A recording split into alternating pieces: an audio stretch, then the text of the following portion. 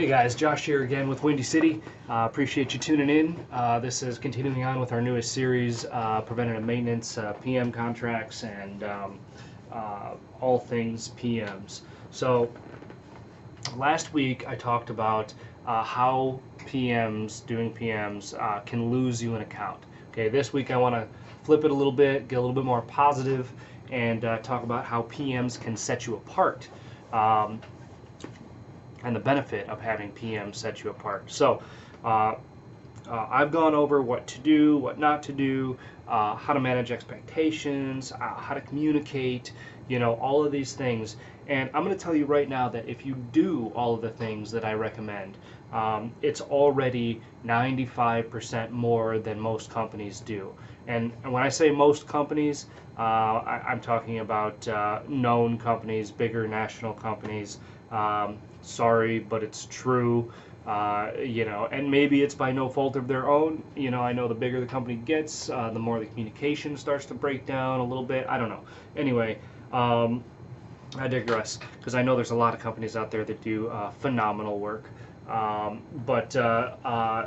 Anyway, getting right into it, PMs are so impactful, like I said last week, that they can lose you an account, but they're also just as impactful with keeping an account.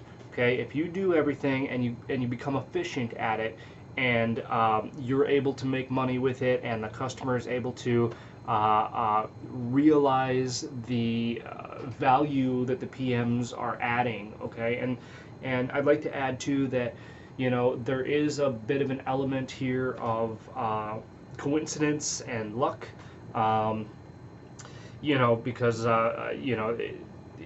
you could be PMing a store that has all equipment from the 1980s, and then what are you to do? First off, that's kind of a trick question. Don't PM any of that shit, because you're just asking for failure. Anyway, PMs, again, are used as a gauge by the consumer to judge how good of a service company you are a lot of times. Not every time, but a lot of times. Okay, and how do they gauge that? By how many reactive repairs they have, right? The less reactive repairs, the better the PMs are. So, how PMs can set you apart, and this is a very fine line, so you have to pay attention to what I'm going to say here, is bring to the attention of the customer anything that could potentially be a problem. Okay, because I'm going to tell you this right now, you can always put the stigma on a quote or a recommendation.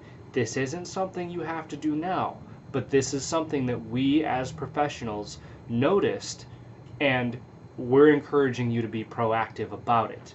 Okay, and what this means is that you're then putting the ball in the customer's court, right? You are giving them the opportunity to fix a recommendation that you gave them. Fix something that could potentially be an issue in the future. And I'm not saying make shit up, okay? So don't put words in my mouth. Don't think that that's what I'm here to say. Don't make anything up. Legitimately look at a piece of equipment, and instead of having the conscious thought, oh, it's working, nothing needs to be done, really look at it. Are the contactors pitted? Are the wires burned? Are the connections good? I mean, is the motor squeaking at all? Maybe just a little bit, maybe a lot. Yeah, the equipment may be working, okay, and you may be able to lube and grease and change filters and clean coils and all of that good stuff, but don't discount and don't overlook the obvious to you that isn't obvious to them. Okay, and that is being proactive. So again, the point of the PM is to have as little reactive as possible, right? So by giving these quotes or giving these recommendations and predicting future failures, which I know you don't have a crystal ball, neither do I. You can't predict 100% when it's going to go out, but you tell the customer that, right? You tell them that. You say, look, I noticed this. I don't know if it's going to be an issue now, or I don't know if it's going to be an issue 3 years from now, but I know it's going to be an issue. And a lot of times they'll understand. 95% of the time they'll understand that. So always look to the future, okay, because best case scenario, they accept those recommendations or those quotes. Okay, you do the job. It's not considered reactive. It's still considered proactive because they're fixing something before it becomes a problem, right? So that's not even on their radar as how much reactive service they had while having a PM contract, right? You are able to turn a profit because that's why you're in business, right? I mean, you know, it's not necessarily the same thing as upselling, although very similar. It is still stuff that needs to be done. You know, and really, it's beneficial. It ensures that whatever you notice could be a problem isn't going to be a problem unless you fuck it up. So don't fuck it up. So that's compared to then you know, worst case scenario, right? You don't recommend something, it does become a problem, and you know, with your luck, right, it's going to be the day after the PM, and they're going to say you were just out here for a PM. Now you're doing that work anyway, and it's going to be on your own dime. Okay, because you didn't recommend it, you didn't find it, and you are being paid to be proactive.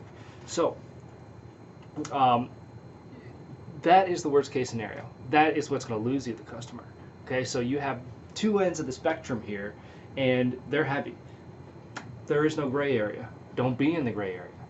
Be over here. Okay, be proactive. Point out everything that's wrong, and you will be set apart from the crowd because you will be the one to eliminate those reactive service calls. All right, that's all I got for this week. Thank you for watching. Make sure to subscribe to this channel to see more. We got a lot of fun stuff happening in 2018. New podcast, make sure to sign up for that. Newsletter, got everything happening on social, an array of different topics. Going to be fun stuff. So thank you all for watching. I appreciate it. If you have any questions, concerns, comments, comment below, shoot me an email, get a hold of me. I will respond. Okay? Thanks again, and we'll catch you guys next week.